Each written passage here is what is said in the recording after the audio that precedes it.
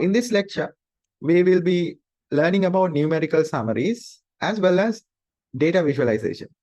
Now, in the process of data visualization, you can think of many other ways to do this. In the modern times, you have many software like Power BI, Tableau, Python, R in terms of programming languages, and also Excel. There are softwares available for particularly doing data visualization. In terms of learning data visualization as an added advantage to understanding distributions, numerical summaries, that is what we are going to do in this lecture. Most importantly, if you think about numerical summaries can be just numbers. If you think about mean, we call it as the central tendency. If you look at median, it's also a numerical summary of the data distribution. We tell many things about data distributions, data summaries, but data visualization helps us to see this, to see what is mean, to see what is the highest frequency, to see what is the spread. That is the purpose of data visualization in terms of understanding numerical summaries. Now let's move on. I have started the lectures with few recap on descriptive statistics. Some of the concepts we have already discussed, so I will just brief through the descriptive statistics part. And then we have outliers, stem and leaf diagrams. This is part of data visualization. I will just write it. And histograms also is part of data visualization. Skewness and shape of distributions, this can only be seen through data visualization. So it's part of data visualization. Bar charts, pie charts, these are all part of data visualization. When it comes to categorical data, comparing two samples, paired data sets, and correlation coefficient, we talk about how to not only visualize, how to compare two variables, how to relate two variables, and how one particular variable is contributing to the changes of another variable.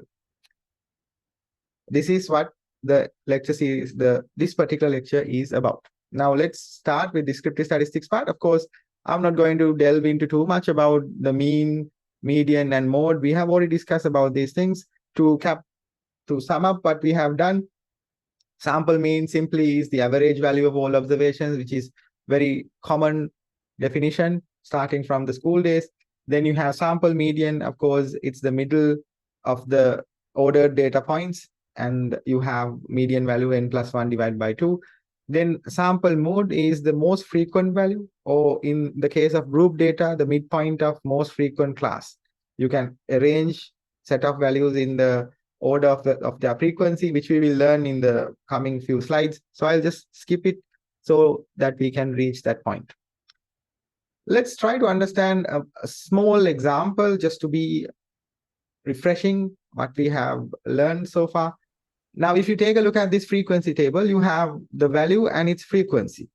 I will do one by one so you can sort of understand what we discussed.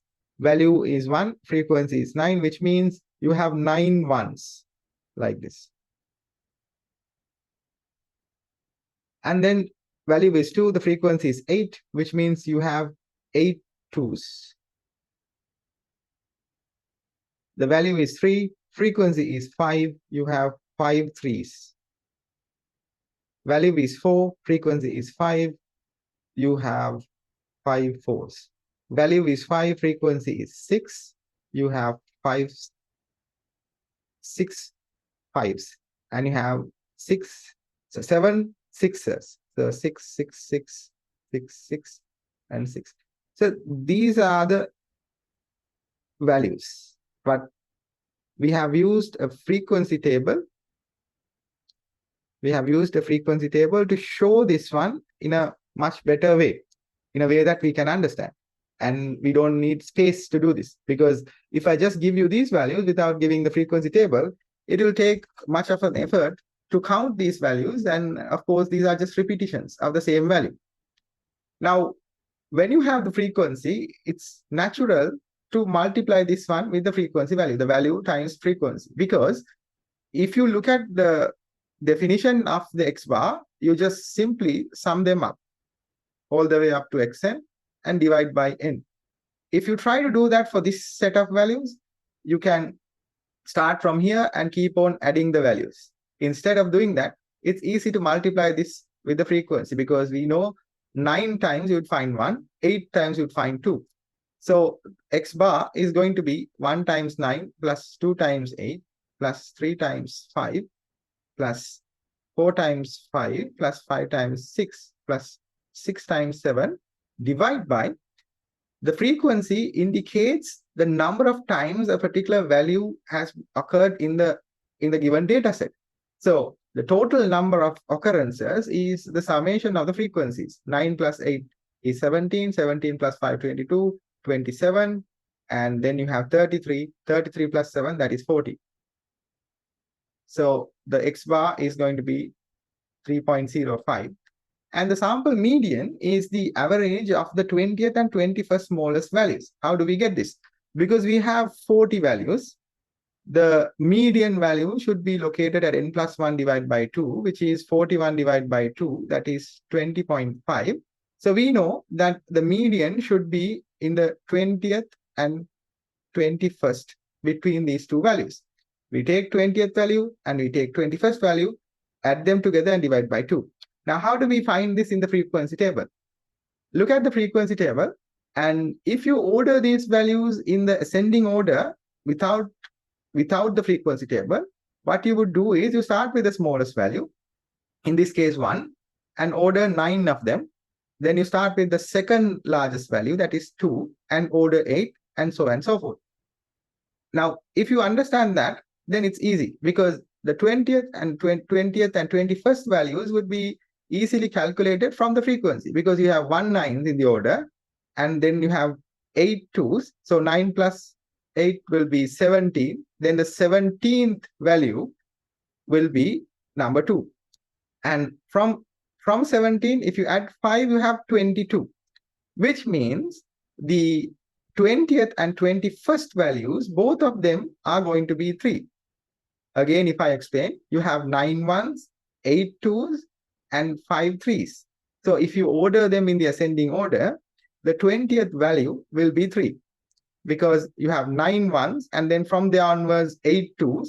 So 17th value will be 2 if you calculate the starting from the starting point to the ending point. And the 19th value will be a 3, 20th value will be a 3, 21st value will be a 3, 22nd value will be a 3, and 23rd value will be a 3.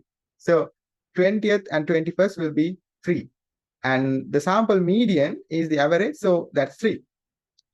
If it was a different value, obviously you can count the value and then add it. The sample mode is 1, because the highest frequency is 9. The sample mode, which is the value that has the highest frequency, that is 1. This is the explanation of this particular example. Let's go to the important thing for starting point of today, the measures of variability. Now, I hope you have given your index numbers in the message. Okay. Let me ask you a question, because I think it's important that you also engage in the class as well. Some of the comments that I received indicated that the class did not allow you to engage in the discussions, which is I don't find that is the case, because I feel that every time we ask a question or we were engaging with you, there is a time, there's a space for you to speak, and it's unfair that you don't speak and then go to tell that there were no instances as such. So I want you to explain this to me. When you talk about variability, what do you understand? What is the meaning of variability to you? How do you feel about variability? What is the meaning of variability in your terms? I want you to answer. You can send a chat message, you can speak out. What is variability to you? The meaning of variability as an English term. What is variability to you?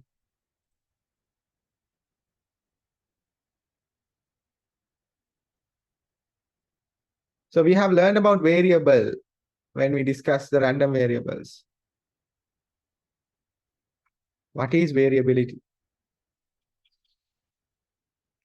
So one answer that I got is changing. Another one says a measurement about the difference or range. Measurement about the difference or change. And fluctuations or differences. It's one another answer. Differ from each other. Differ from each other. Any other?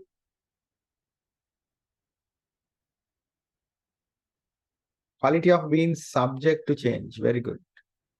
Quality of being subject to change. The quality of fact of being variable. Okay. All of these answers are very good. It talks about the concept of variability. It's a change, it's a measure of a change, a fluctuation, differences, a quality of being changed or variable. The measures of variability should be able to quantify this. As you correctly said, if it is a quality of being a variable or the quality of changing, then there should be measures that allows us to measure this variability. The first thing is sample range. Sample range is the difference between the largest value of the sample and the smallest value of the sample. Now, if you look at our previous example, we had all the way from 1 to 9 values. So the sample range would be the largest value 9 minus the smallest value. Sorry, not 9, 6. 6 minus 1, that will be our sample range. Largest sample value minus the smallest value. From the previous example,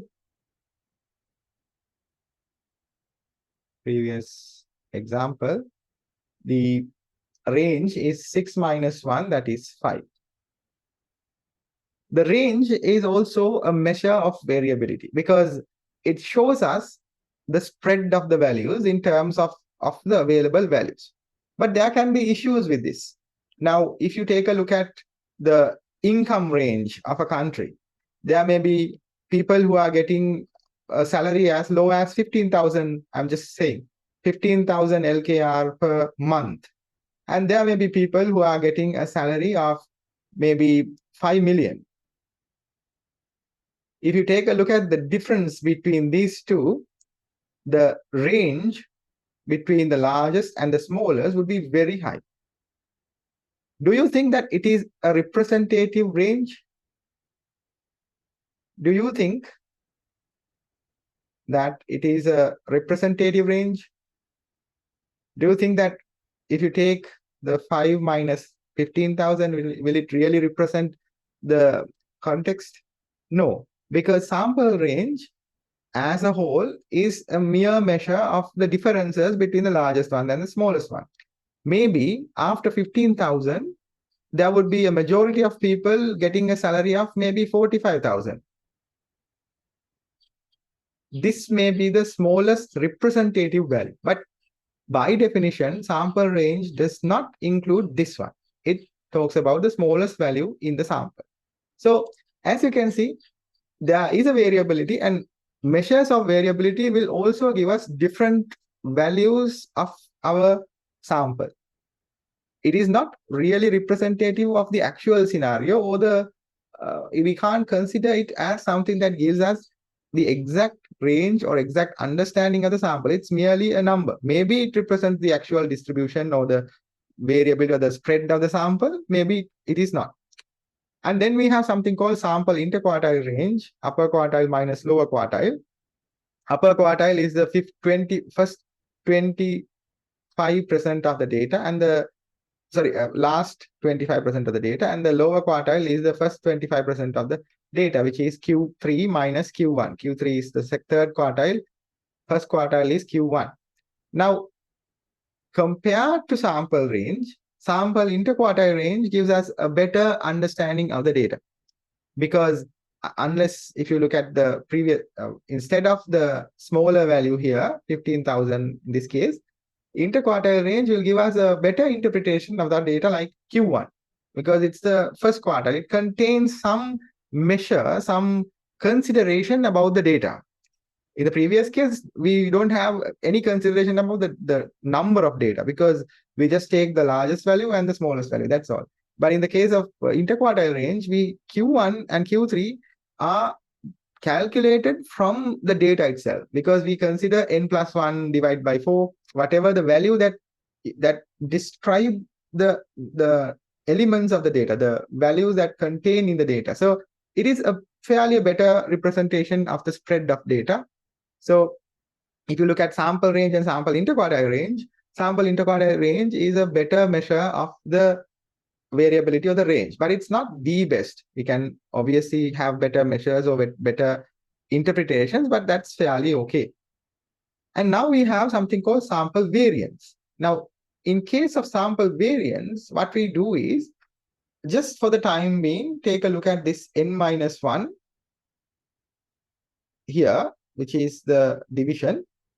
Don't worry about it at this moment because it's actually a part of something called unbiased estimator of the population, and we will not discuss about these things here in the statistics 1.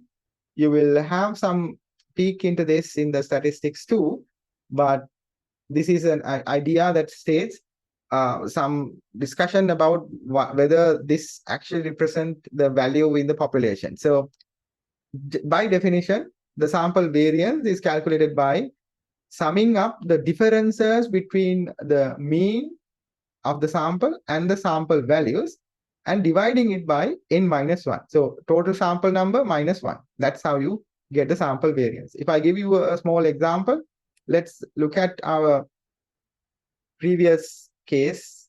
So you have all the way from 1, 2, 3, 4, 5, 6. And then there were, this is the value. And then there were frequencies. Now, X bar was 3.05. As I remember, X bar was 3.05. X bar was 3.05. Xi minus X bar square means you take one value. So one value is X. So first of all, you have to develop a small table.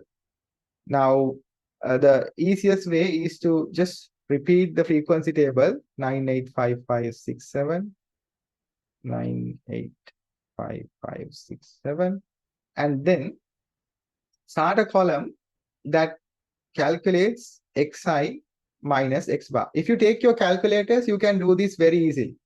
Just go to your stat mode, and there is an option to fill the data set, and then just calculate the sample variance and all the other values. So don't tell me that in the exam you couldn't calculate this one, there was no time, because if you just take your calculator and go to the stat mode and do this, it will be within seconds that you get this answer. So Xi minus X bar can be calculated from these values. X bar is 3.05. You can just calculate 1 minus 3.05 and calculate that all the way to 6 minus 0.5. And then at the bottom, you can get the summation of Xi minus X bar square. But remember, because there is a frequency associated with this, you have to multiply this with the frequency because you have that much of values, right? So if you take a look at Xi minus X bar square, and if you take one value, 1 minus 3.05 is one value, then you have 1 minus 3.05 another value. So you take all these things, multiply by the frequency to add all of them together, but make sure that you square them up first, right? You take the square because frequency 9 means you have 9 times of those differences. So you add them up, you square them up, and then multiply by the frequency and add them up at the bottom. Once you do that, then the S square will be the summation of that and divide by n minus 1. Check it on your calculators. You can easily get it. Then the sample standard deviation is the square root of this. S is simply the square root of this. Now, in terms of population, all of these things will have a different notation. If you remember, X bar comes from X bar we call is an unbiased estimator for the mean mu of the population. S is an unbiased estimator for the sample standard deviation, we call it, variance called sigma. So sigma square. So the standard deviation is sigma. Now let's move on. These are the definitions, so you will need them. Now I will tell you another interesting thing about the sample variance, because that is calculated as like this. You add them up, xi minus x bar square, all of them, and divide by n minus 1. So the expression here shows you how we can alternatively calculate S bar, because sigma xi minus x bar square can be expanded like this. If you remember your O-level maths, x plus y square is equal to x square plus 2xy plus y square. So start with xi minus x bar square. Xi minus xi square is xi square, and then of course when you have a minus sign, this becomes minus 2xy. So this is 2xi x bar plus then y square, that is x bar square. Because this is an expression, you can expand it, and the summation mark will lie outside of it because it's simply adding. So you expand the expression, you keep on adding the components of the expanded expression. X bar, summation of these things, and then minus 2x bar comes out of the summation mark because x bar is a constant.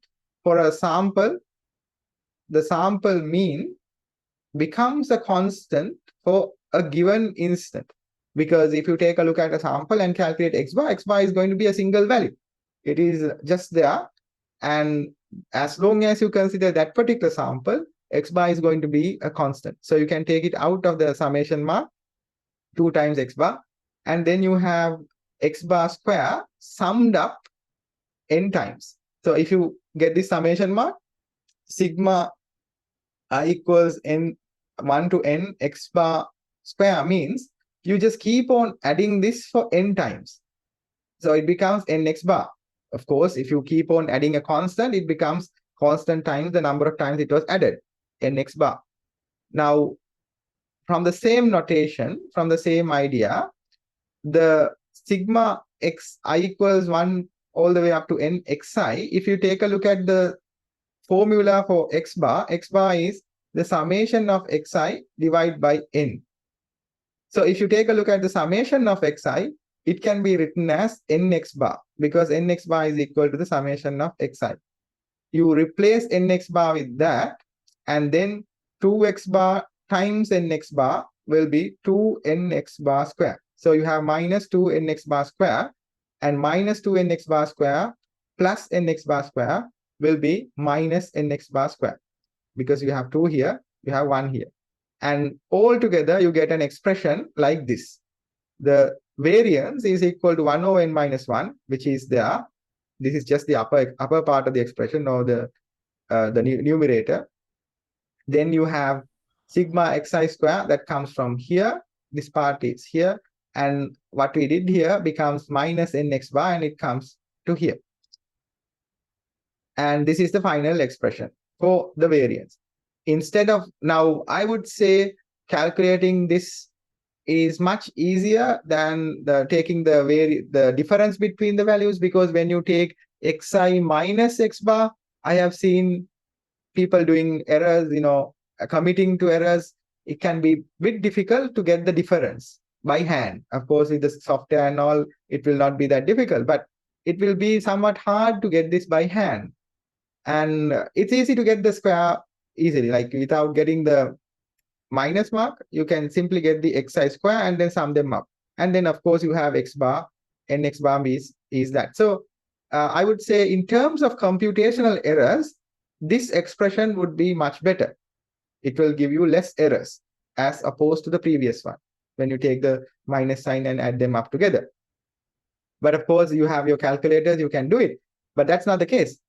If I give you them in the exam, like separately, the sigma xi square is this, and the x bar, if you calculate x bar for a given distribution, and I give you the sigma xi square for that, then you should be able to calculate the variance, and from that the standard deviation, because you need to understand this expression. You need to remember that there is such an expression associated with the variance. Now let's move on. That is about computational formula of the variance. Then we go to numerical descriptions of the population. These are the parts of inferential statistics. If you remember, at the start of the course, we discussed about the difference between descriptive statistics and inferential statistics.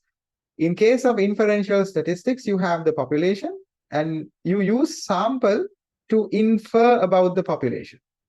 And we assume that given a population, these measures exist in the population. By definition, we know that these measures exist for a sample. It is fair and acceptable to assume and of course claim that these measures also exist for a population as well. Because if we can add the values and divide them by the total number and get a measure called the average or the mean, sample mean, x bar, then it's fair to assume that in the population also, if you add all the values in the population divided by the population number, we would get a similar value, but that is a single value for the population, and that is mu. So take a look at the notation. When you say x bar, that is for the sample. When we say mu, that is for the population. But notice, for the population variance, instead of n minus 1, we divide it by capital N. That's the total number of the population. There is a reason for this, but that's beyond the scope of this discussion. I will just leave it there. But understand that sigma square is the variance for the population, and the sample counterpart of that is S square. And of course, sigma and S when it comes to standard deviation. Only thing that you need to remember is that there are two different definitions. One is for the population, the other one is for the sample, and they are the counterparts of each other. There are some other terms and definitions like unbiased estimator, and so on and so forth. We'll try to understand them in some lectures that's up to the future.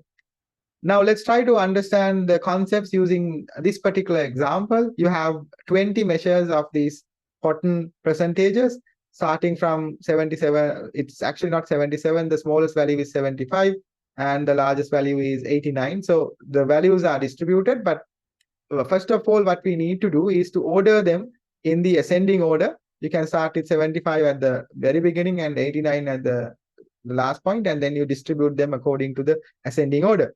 Anyways, so the sample mean is summation divided by total number, sample range is this, sample variance is this. Now notice that I have used the computational calculation formula, which is the sigma xi square minus nx bar, for the simplicity, because it's easy to do by hand. And you have sample standard deviation from that. So I'm not going to invest much time on this one because it's there. You can just do it by yourself and get some understanding about it. Quartiles and percentiles, we obviously discussed about the first quartile, second quartile, and the third quartile in the previous lectures. Now I'm going to talk about something called 5-number summary. For a given data set, if you have the minimum, maximum, and the interquartile range of Q1, Q2, Q3, we call this 5-number summary. 5-number summary indicates that it's like a signature of the data set. If you take a look at a large data set, let's say you have hundreds of thousands of data, then if you give 5-number summary, you can have an idea about the minimum value, what is the minimum of this sample, what is the maximum of the sample, and how this sample is spreaded. From that, you can actually get maximum minus minimum will give you the sample range. And if you have Q1, Q2, Q3, then Q3 minus Q1 will give you the interquartile range to get an understanding of the spread of the data much better. And Q2 will give you the median value of the distribution or the data sample. Now, with these 5 points, minimum, Q1, Q2, Q3, and maximum, you can certainly understand about the spread of the data. So we call this 5-number summary because of that. Now, again, if you think about a simple example, if you are looking at a person, if you want to know about him, you don't need to know about all the details about that particular person, right? His blood sugar level, his blood pressure, his nail color, his maybe eye color. You don't need all these things. You like 5-number summary, you just need to know what is his name, maybe what is his age, and where is he or she from, and with this one, you can somewhat talk about this person without actually referring to many details. So 5-number summary is similar to this. You have 5 numbers that describe the sample. Now let's look at the cotton example again. The Q1 is 5.25, Q2 is this, Q3 is this. So the 5-number summary becomes 75, 76.5, 79, 81, and 89. And then there is an interquartile range. But we have a better representation of this 5-number summary. We use something called box whisker plot to show this one. I just skip the percentiles and quantiles because this is the same concept that we know about the quartiles. It's the same thing. You just, instead of 4 quartiles or 4 parts, you divide it to 100 parts, or depending on the number of times that you want, you can decide it. But I will just skip that one. I'll just come to the representation of the 5-number summary. You can represent 5-number summary from something called box whisker plot. We call this a box whisker plot, or in simple terms, box plot. In the case of box plot, there is the spread of the data. Now you can see it easily. This one is Q1, this is Q3, and this is Q2, which is also the median of the data. This one, for the time being, let's take it as the minimum value, but it's not the minimum. I will tell you what it is in few moments. This is, in this case, just take it as minimum, and this is the maximum. Now, with this one, you can easily understand that there is a spread. There is a somewhat large spread from the Q3 position to the maximum value, because the whisker is large as opposed, or as compared to the whisker here, this part, which indicates there's a spread of data. And if you take a look at Q2, Q1, and Q3, you can see a fairly symmetric spread from Q1 to Q3, fairly equal in terms of the distances. But of course, there is a spread between Q1 and Q2, a larger one as compared to Q3 and Q2, which also indicates that the median is located towards the larger value side, which is this particular line. So with a box and whisker plot, you can get a good idea about the data set without actually looking at the data one by one, because with the value and the information contained in the box whisker plot, you easily visualize the distribution of the data. Now let's look at what are outliers. That's why I said previously this is not the minimum or this is not the maximum. There is a reason for having this whisker. What do you mean by outliers? Anyone who has watched the movie called Divergent? Anyone who has watched the movie Divergent? I'm asking from you. Anyone who has watched the movie Divergent?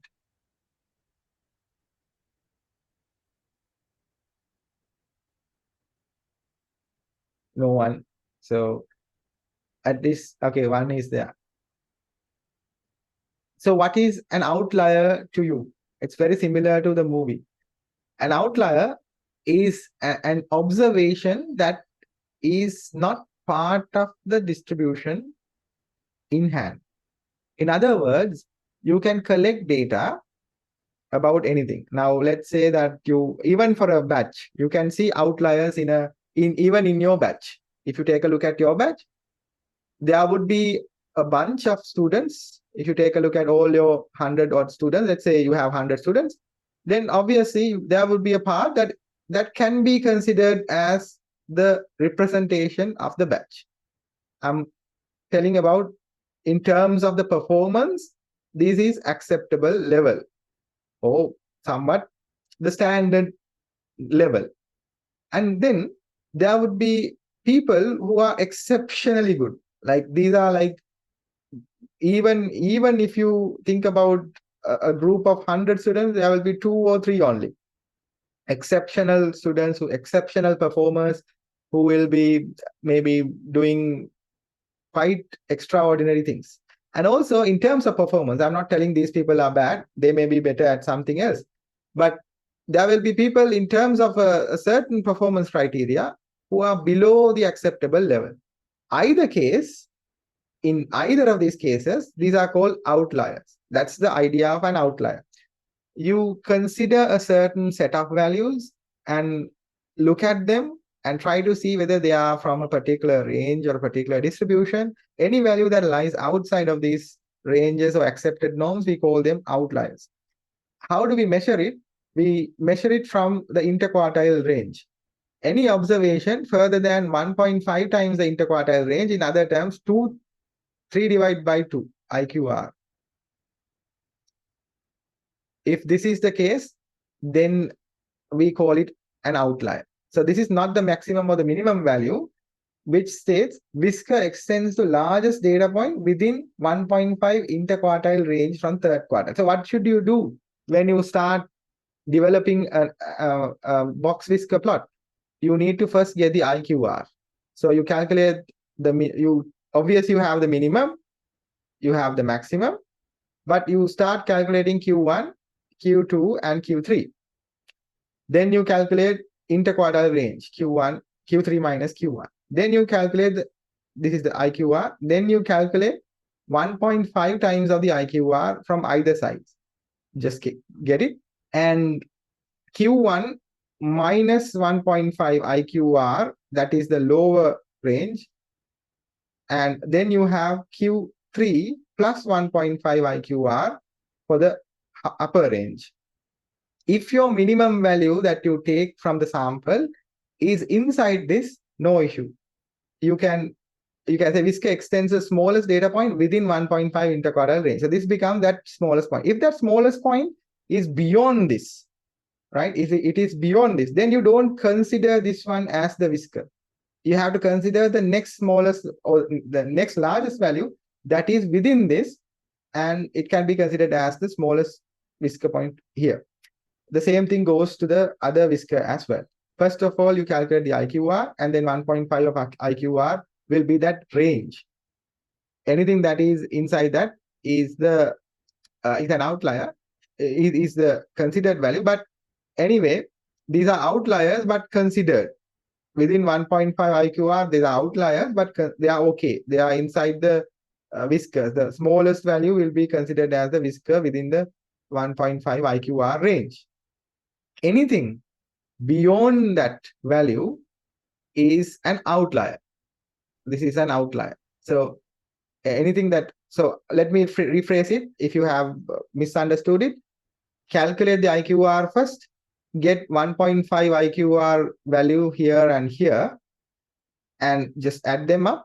If the value, the smallest value in that distribution or in the sample data is inside that one, that becomes the smallest value becomes the whisker point here, and the largest value here becomes the whisker point here. So the smallest whisker and the largest whisker are decided like that. Any value beyond those values are considered as outliers.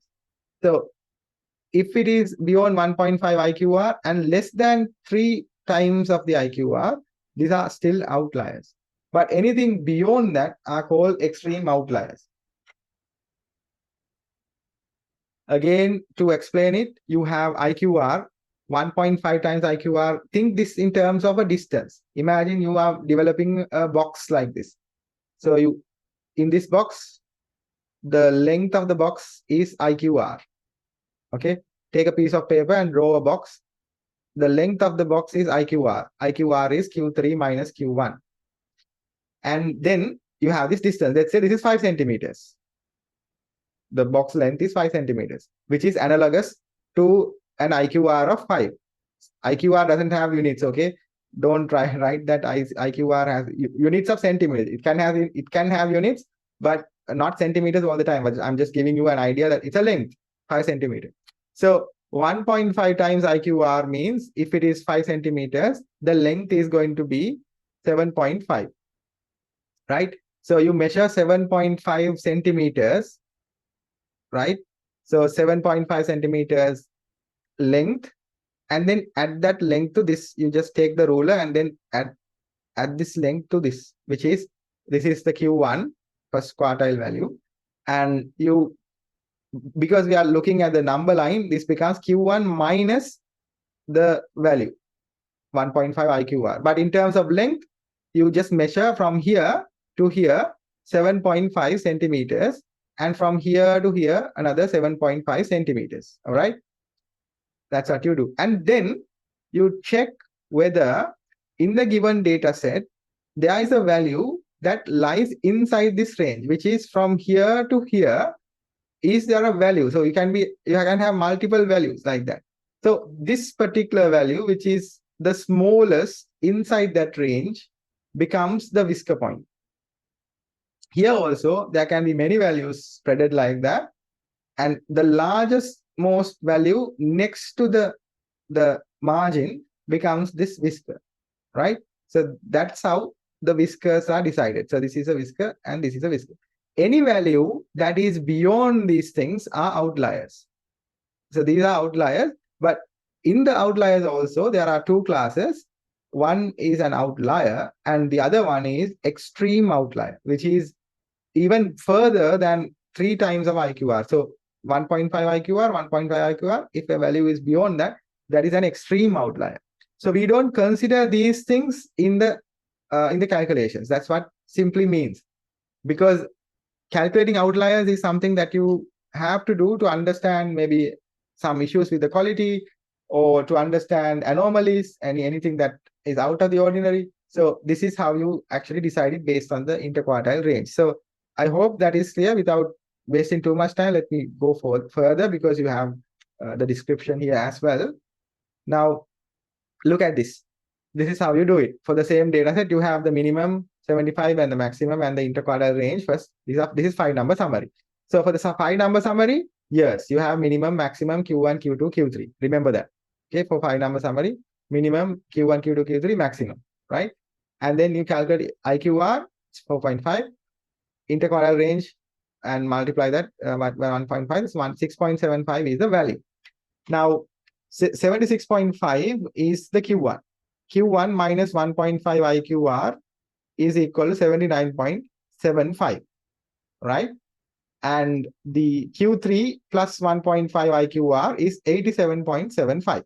Okay. Now, tell me, from what you have learned, can we draw the whisker at 75?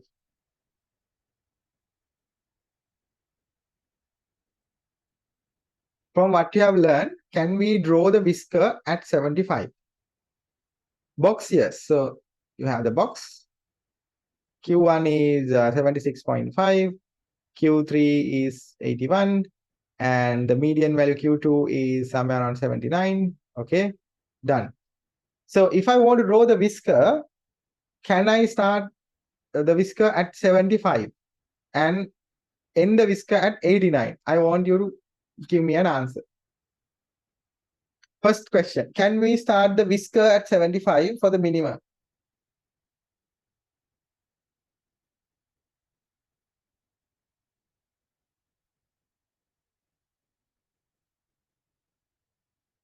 So one answer is no. Any other answers? Very good. That was a very good answer. Some of you says no.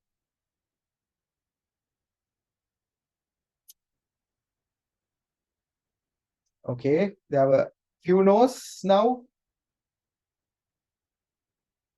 But the correct answer is 75 can be included, but not 89.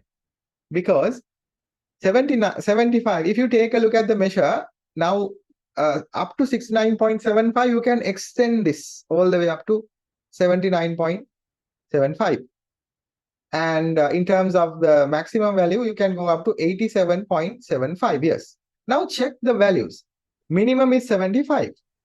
Minimum is 75. Yes. So you can go up to 79.75 in the IQR, say 1.5 IQR. So no issues. You can mark 75 without any issue there. But look at the maximum. 89 is beyond 87.75.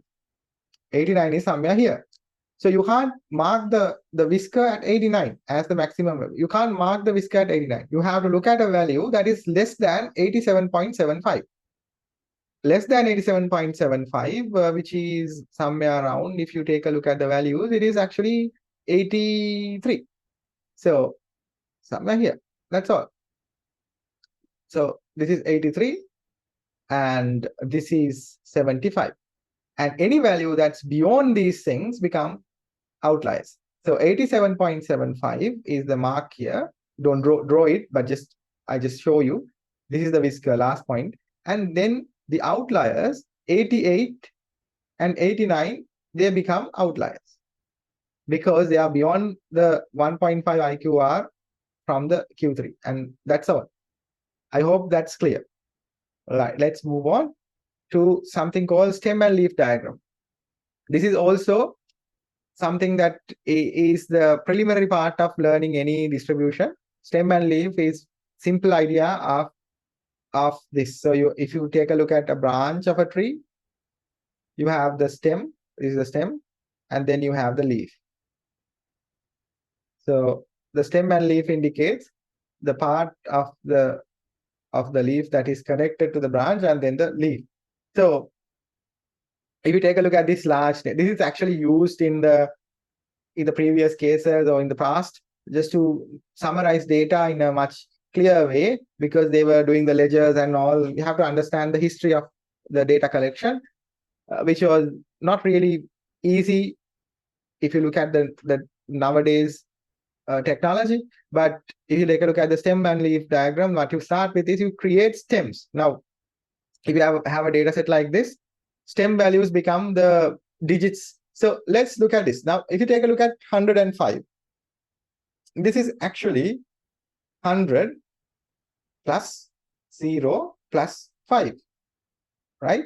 And if you take a look at 76, this is equal to 0 plus 7 times 10 plus 6, right? This is actually 0 times 10. And if you look at 210, 218, that is 2 times 100 plus then 1 times 10 plus 8. That's how the number is generated. So stem values become the core of the value that is actually giving you the stem. So because you again have to understand the data set first. Although the data looks like this, the minimum value starts from 76 somewhere here. And you have larger values up to 200 something, but the stem values should emerge from 70s. So you have to decide, because if you take hundreds, 76 does not have a value at 100. So the stem value start from 7, 8. That's how you go with it. 8 something, 10 something. So let's look at the stem and leaf diagram. This is what I said. You have to decide the stem that can be used with all the data points in the distribution. So that is the problem. You can't use this with very large data sets unless the range is very small. Because let's say, going back to the previous salary example, 15,000 LKR and 5 million salary range definitely will not align, because 5 million will have very large number of values, and then 15,000 will be very small. So if you go for a stem and leaf, it really eludes the purpose of summarizing data, because you have to have a very, very long set of rows to indicate all the values. So that's one lag or con of using stem and leaf diagram. Anyways, so this is the idea of stem and leaf. You have the stems and then you will have the leaves. Just observe how to do it. It's not a very difficult thing to do. Just stem becomes the core and the leaf becomes the leading values. And we go to something called histograms. Histograms are part of data distributions, data visualizations actually. It's a frequency distribution which is tabulated of the values of the frequencies. To construct a frequency distribution, we must divide the range of the data into intervals, which are usually called class intervals. So when we say class intervals, cells or bins, we indicate the differences between the class values. Then you have to obviously find the frequency. Now, the rule of thumb is that choosing the number of classes approximately equal to the square root of n will give you some good measure of the distribution. The relative frequencies are found by dividing the observed frequency in each class interval by the total number of observations. That's basically a percentage value. The relative frequency is just a percentage value or a fraction. Because if I keep on asking your height, you will give me different values: 150, 148, 160, 157, 137. You'll give you different values. Now, the relative frequency will be, after collecting all these things, I will decide what sort of bin classes I'm going to look at. And then I decide how many classes I should have. So often getting the number of values and the square root of n will give you the number of classes. That's what it says. The histogram is a visual display of frequency distribution. This is what you get. Now look at the example of this 80 observations, and because we have 80 observations, we should go for around 9 classes. 9 classes. So about 8 to 9 bins will provide the satisfactory frequency distribution. And it goes from 70 to 9. Observe what happens here.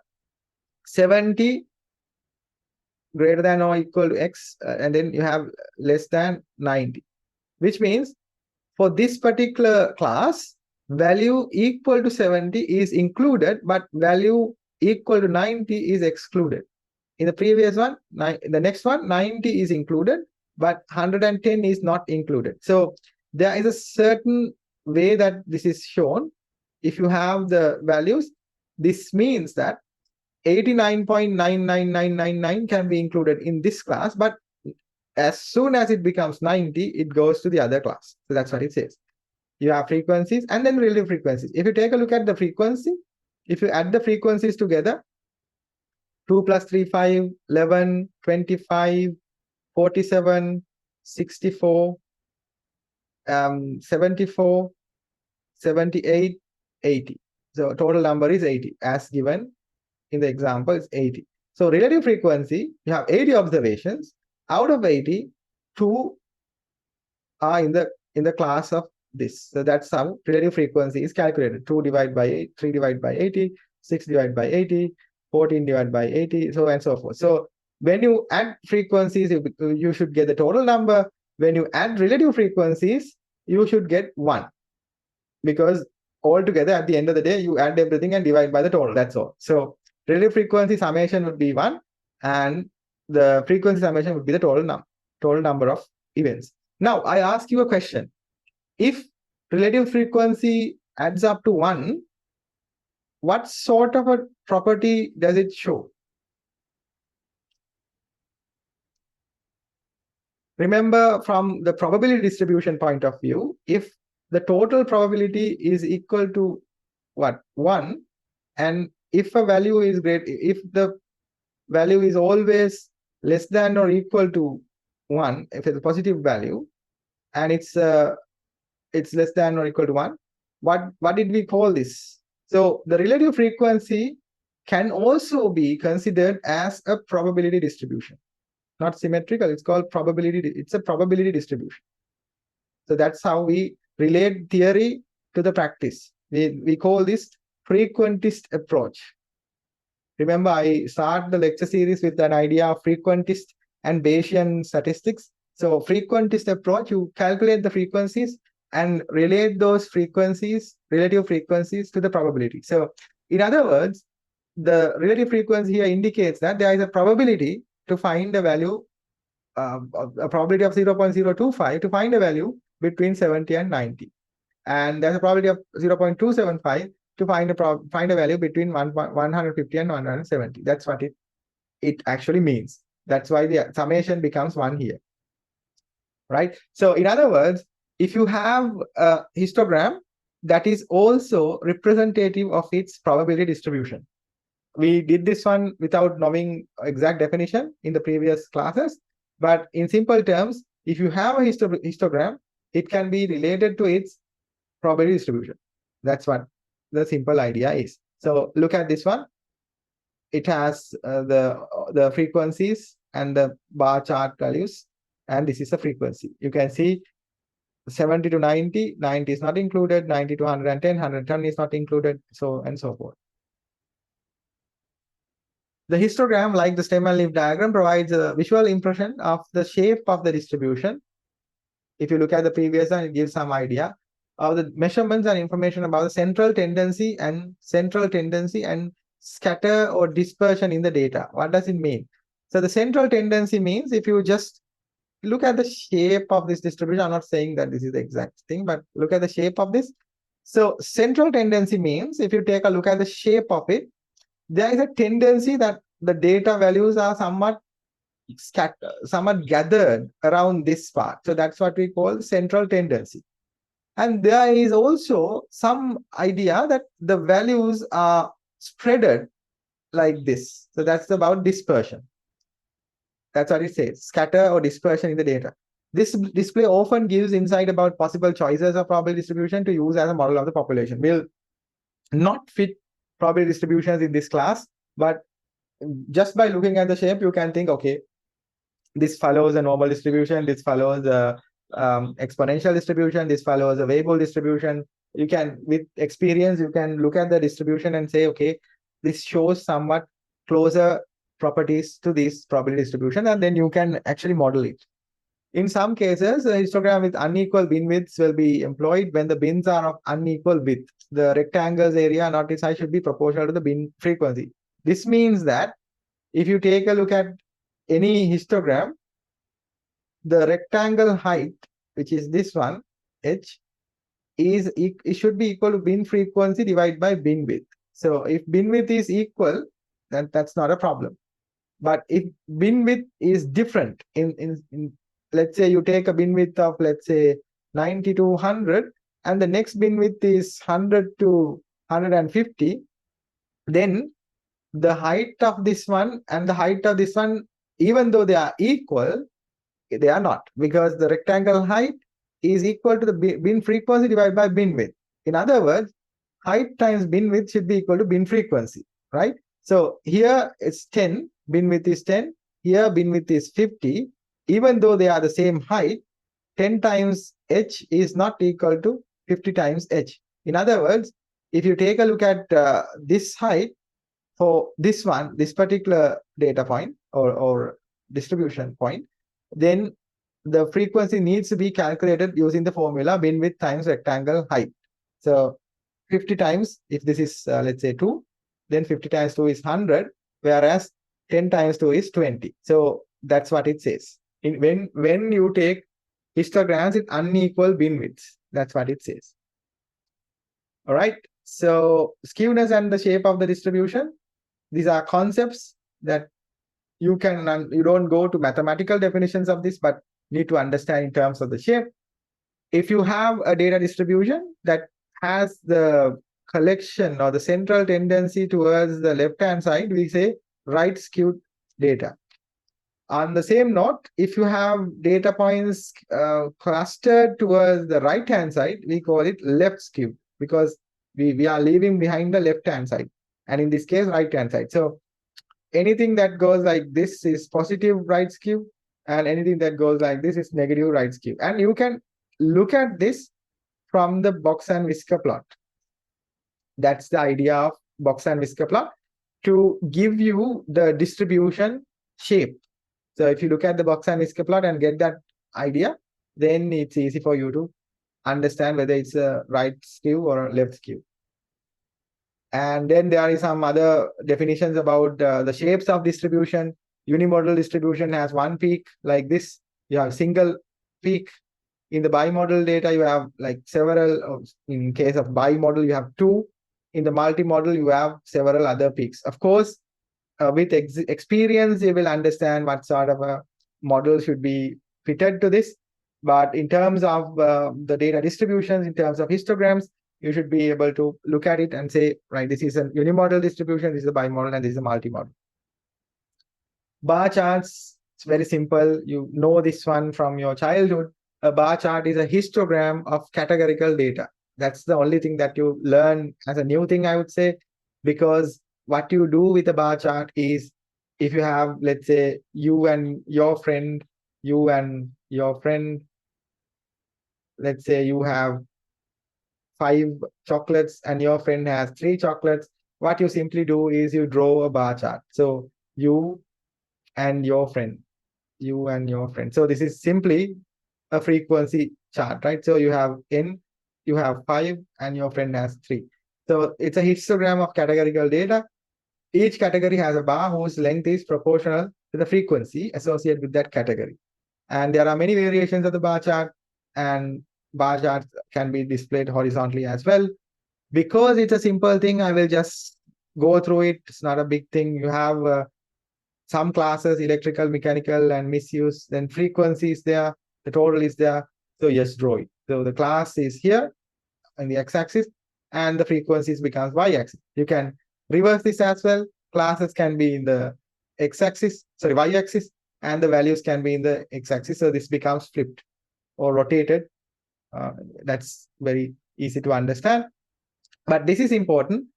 Always check the frequency axis, which is in this case this one, to make sure that it has not been truncated. Now, these are the things that you would find in exams. If the axis is truncated, the bar chart on the left conveys a visual impression. This is important because I teach data visualization as well. The visual impression is important, and it's of vital importance when it comes to correct display of data. If you are giving an impression that the category C is 2 times frequent than category A by truncating this axis, that is wrong in terms of data visualization. But you can find these things. And if you become manager, some of your co-workers might be trying to trick you with this kind of data visualization, which is wrong. Because by the truncation, what you have done is you have just shown the top part. If you are only interested in the values, that's okay. But if you take a look at the insight that you take out of it, just by looking at the heights, one would say, okay, C has 2 times of a frequency than A, which is wrong because these are pretty much close. See, it's 85 something and then it is 100. It's not very big difference. But because of the truncation, it is overemphasized. That's what it says. So truncation is important, important to notice. And from this one, you have to shift your idea about that data set. So, which is in terms of practice, I will never advise anyone to do this kind of thing in terms of data visualization.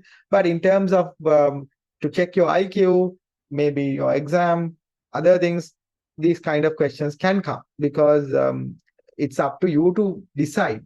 You need to know that these things can happen. Okay. So that's the same thing with the frequency distributions as well. As I said last time. If the bin width is different, the same height will not tell you that it's the same frequency. You have to consider the bin width if they are not equal. Okay. So these kind of things are there. So you have to know that the way that you need to tackle these problems. And pie charts, of course, it's a very outdated way of showing data. Now we have different ways of showing pie charts like donut charts, tree diagrams. We have many other ways to show it. But again, we take a relative frequency because everything needs to be inside the circle. You have different categories here in terms of cancer, number of new cases, and you convert that into relative frequency.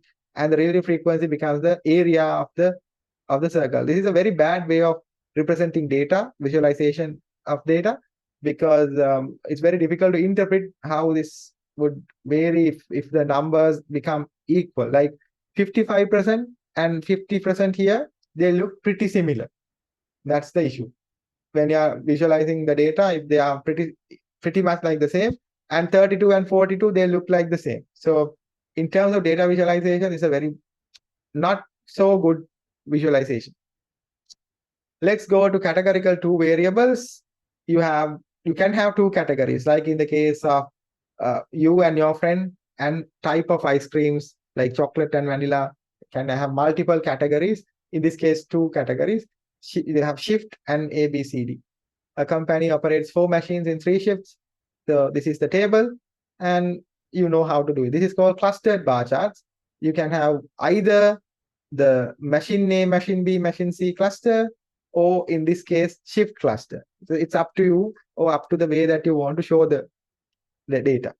If you want to show the machine cluster, you can use machine, and then colors become shifts. So that's how it is. But I will leave comparing 2 data sets to the next lecture, because from here onwards, I will go for R, that is the coefficient of variation, and correlation coefficient. With that, we simply finish the descriptive statistics part of the course.